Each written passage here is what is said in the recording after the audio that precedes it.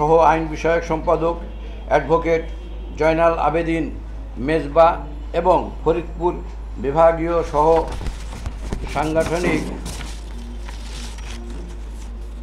সাংগঠনিক সম্পাদক সেলিমুজ্জামান সেলিম এর সমর্থকদের মধ্যে দ্বন্দ্ব হয়।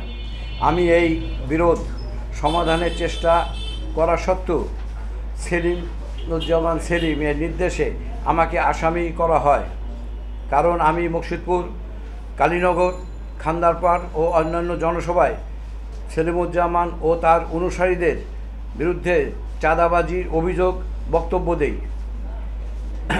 এই মামলায় সহ আসামি আত্মসমর্পণ করে জামিন পায়। পরে আমি বিজ্ঞ আদালতে আত্মসমর্পণ করে জামিন নেওয়ার জন্য গেলে পূর্ব পরিকল্পিতভাবে গ্রেপ্তার দেখানো এবং আবেদন দিয়ে আমাকে কারাগারে প্রেরণ করা হয়।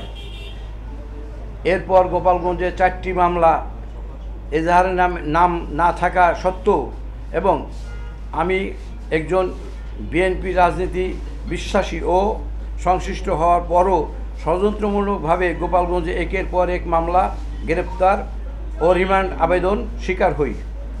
গোপালগঞ্জের মামলা দেওয়ার মতন মামলা না থাকায় ফরিদপুর বিভাগীয় সহ সাংগঠনিক সম্পাদক সেলিমুজ্জামান সেলিম ষড়যন্ত্রে আমাকে ঢাকায় ফ্যাসিবাদী মামলায় গোপালগঞ্জ থেকে ঢাকায় এনে ষড়যন্ত্রমূলক একের পর এক মামলায় আসামি করে। আমি 71 বছর বয়স, open heart surgery, diabetes, kidney এবং নানান জটিল রোগে আক্রান্ত। দীর্ঘদিন কারাগারে থাকার কারণে আমি চরমভাবে অসুস্থ হয়ে পড়ি।